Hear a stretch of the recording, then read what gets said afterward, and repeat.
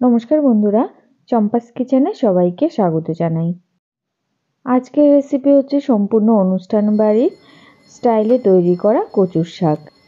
নিরামিষ এই কচুর শাক কী করে তৈরি করা হয়, চলো তার রেসিপিটা চটপট দেখে নেওয়া যাক।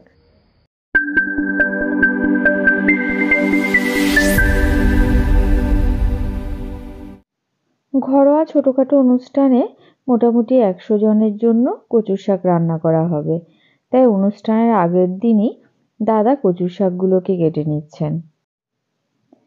পরের দিন সকালবেলা কচুর শাকগুলোকে ভালো করে ধুয়ে তারপরে সামান্য নুন দিয়ে ভাপিয়ে নেওয়া হবে। কড়াইতে বেশ খানিকটা সর্ষের তেল গরম করা হয়েছে, এর মধ্যে শুকনো লঙ্কা দেওয়া হয়েছে। এগুলোকে মোটামুটি 4-5 সেকেন্ড নাড়াচাড়া করে কালো করে ভেজে নিয়েছে। এবারে দেওয়া হচ্ছে তেজপাতা, 5 ফোড়ন দেওয়া হচ্ছে মোটামুটি 1 মুঠো আন্দাজ। এবারে দেওয়া হবে কুড়িয়ে রাখা নারকেল।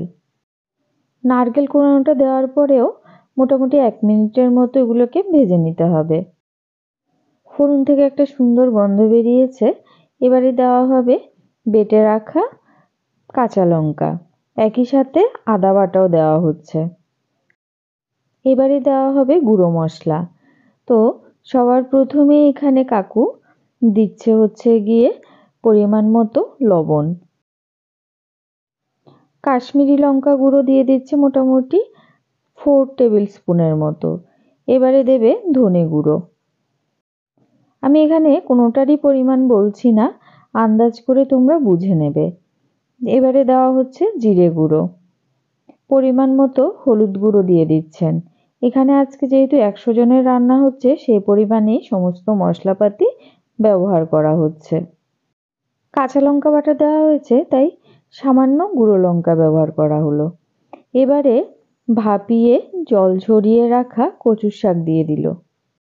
কচুর শাক আর শিমের বীজকে একসাথে সেদ্ধ করে একটা বড় চালনির সাহায্যে সম্পূর্ণ জল ছেঁকে নেওয়া হয়েছে।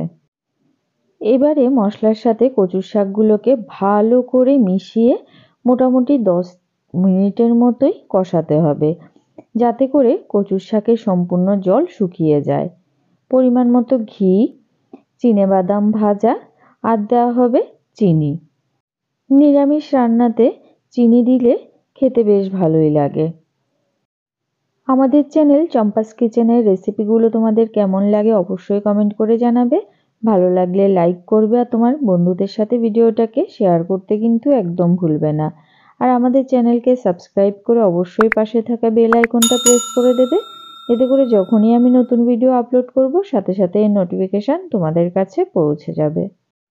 কথা বলতে বলতে এদিকে অনুষ্ঠান বাড়ির স্টাইলে নিরামিষ কচুর শাক রান্না করা হয়ে গেছে। রেসিপিটা কেমন লাগলো জানিও কিন্তু। এতক্ষণ আমার পাশে থেকে ভিডিওটা দেখার জন্য অনেক অনেক ধন্যবাদ। ভালো থাকবে, সুস্থ থাকবে। পরের ভিডিওতে আবার দেখা হবে। বাই।